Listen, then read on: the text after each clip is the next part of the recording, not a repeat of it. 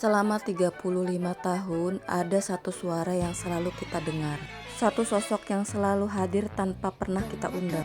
Dari pagi sebelum sekolah hingga sore telah lelah bermain, Doraemon hadir menemani masa kecil kita. Mengajarkan arti persahabatan, keberanian, dan harapan. Ia bukan sekedar robot kucing dari masa depan, ia adalah sahabat bagi anak yang sering gagal. Pengingat bahwa tidak apa-apa untuk jatuh selama kita mau bangkit kembali. Kini setelah 35 tahun menemani, Doraemon resmi tidak lagi hadir di televisi.